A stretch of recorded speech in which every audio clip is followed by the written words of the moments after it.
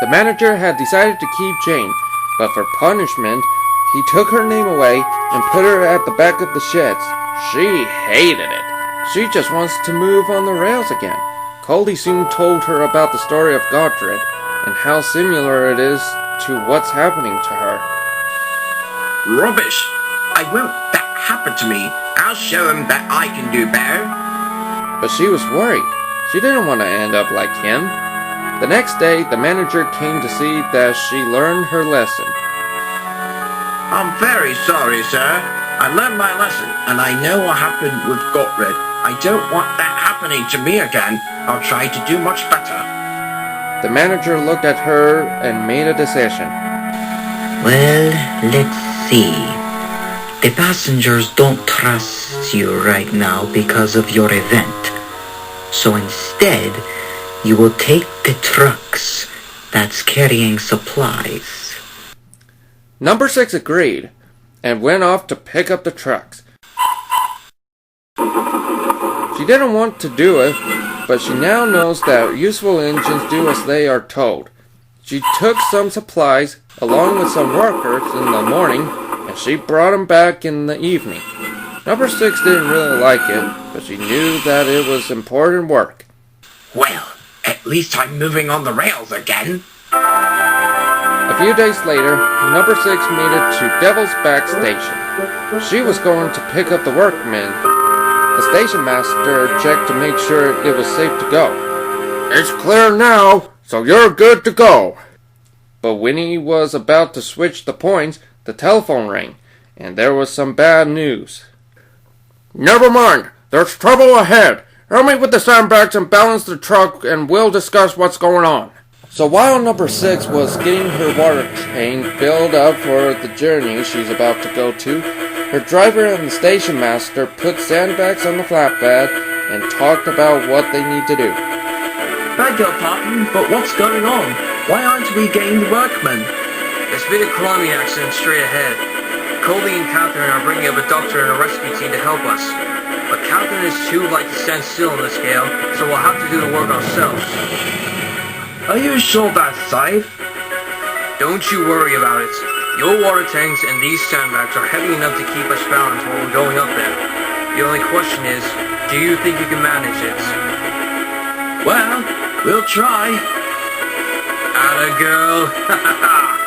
Right. The workmen and doctor should be here any moment now. Once they're on board, we'll be on our way.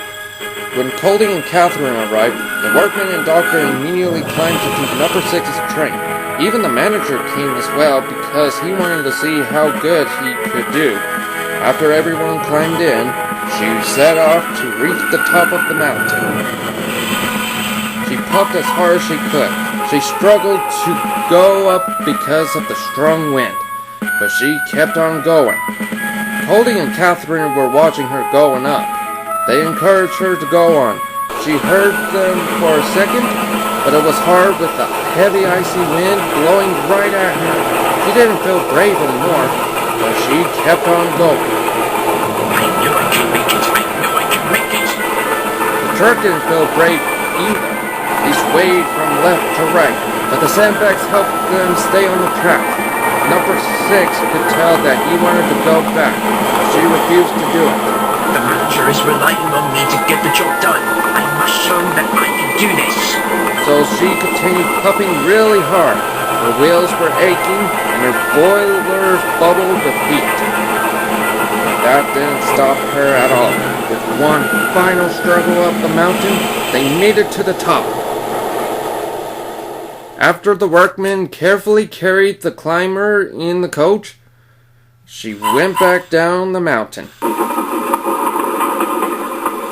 When they made it to the bottom, an ambulance was waiting for them and took the climber to the hospital right away.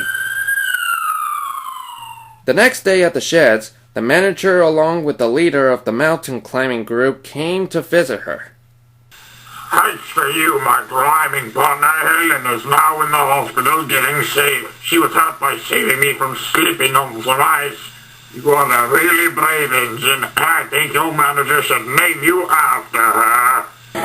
Sir, are you going to name me that? Of course, if you're okay with that. Oh, sir, yes, sir. I would definitely love to have that name. Excellent. I'll have a new nameplate for you and we'll start calling your new name starting now. Ellen was very excited. She's now good friends with the other engines. She's more brave than she ever was. And she now knows that it's best not to get into her boiler. Otherwise, that would cause her trouble like it once did. She now knows how to be really useful.